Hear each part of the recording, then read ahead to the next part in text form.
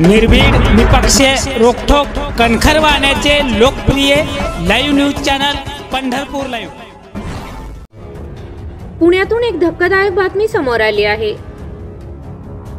बातमी सविस्तर बघण्या अगोदर आमच्या चॅनलला सबस्क्राइब केले नसेल तर नक्की सबस्क्राइब करा। एका महाविद्यालयीन विद्यार्थिनीने टोकाचे पाऊल उचलत आपल्या आयुष्याचा शेवट केला आहे। तातवड येथील एका महाविद्यालयीन विद्यार्थिनीने इमारतीच्या 15व्या मजल्यावरून उडी मारून आत्महत्या केल्याची माहिती समोर आली आहे।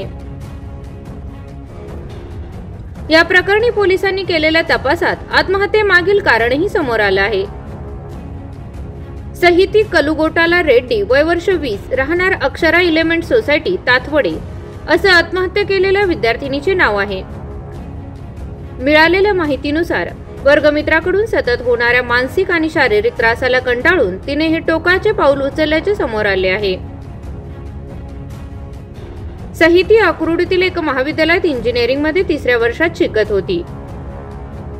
या प्रकरणी सहितीचे वडील कलुगोटाला व्यंकटा सिवा रेड्डी, वय वर्ष 54 यांनी वाकड पोलिसात फिर्याद दिली आहे।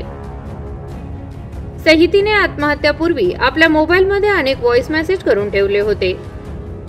तसेच काही रेकॉर्डिंग व पुरावे मित्रांना पाठवत स्वतःचा मोबाईल कुठे ठेवला आहे त्याचे ठिकाण आणि त्याचा पासवर्डही तिने सांगितला होता।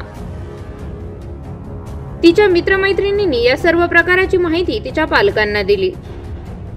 पोलिसांनी डोंगरे यांच्यावर सहिती ही शारीरिक व मानसिक त्रास देण्याबरोबर वारंवार शिवीगाळ करून आत्महत्येस प्रवृत्त केल्याप्रकरणी गुन्हा दाखल करत प्रणव राजेंद्र डोंगरे, वय वर्ष 20, राहणार मयूर समृद्धी, अक्रोडी गावठाण याला अटक केली आहे।